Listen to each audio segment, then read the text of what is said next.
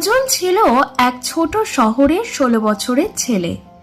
বুদ্ধিমান ছিল, পরিশ্রমীও, কিন্তু নিজের ওপর বিশ্বাস ছিল না।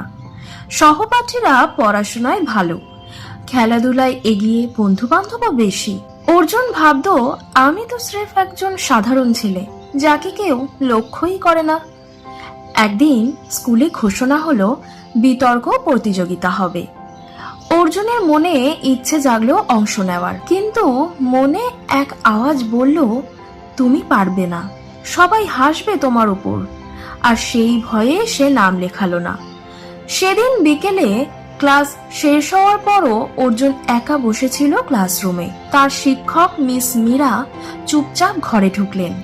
তিনি খালি চেয়ারটার দিকে তাকিয়ে জিজ্ঞেস করলেন, জানো এই চেয়ারটায় কে বসে থাকে যখন তুমি চেষ্টা করো না? অর্জুন অবাক হয়ে বলল, কে? মিস মীরা মৃদু হেসে বললেন, তোমার সম্ভাবনা।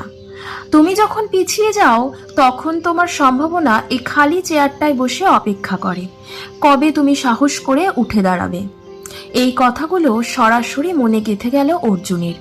সেই রাতে ওর ঘুম এলো না। ওর চোখে বারবার ভেসে উঠল সে খালি চেয়ারটা, যেন ওর নিজের সম্ভাবনা সেখানে বসে আছে, অপেক্ষা করছে, চেষ্টা করো, আমি তোমার ভিতরেই আছি। পরদিন সকালে অর্জুন সাহস করে নিজের নাম লিখল বিতর্ক প্রতিযোগিতার তালিকায়। মঞ্চে উঠল, গলা কাঁপছে, শব্দ আটকে যাচ্ছে, কিন্তু সে থামল না। বক্তব্য শেষ করে নিচে নামতেই পুরো হল হাততালিতে ভরে উঠল। প্রথমবারের মতো অর্জুন নিজের উপর গর্ব অনুভব করল। কয়েক মাস পর অর্জুন রাজ্য স্তরের বিতর্ক প্রতিযোগিতায় প্রথম হলো। ট্রফিটা হাতে নিয়ে মঞ্চে দাঁড়িয়ে সে প্রথম সারিতে বসা মিস মীরার দিকে তাকালো আর আস্তে বলল, আজ কোনো খালি চেয়ার নেই।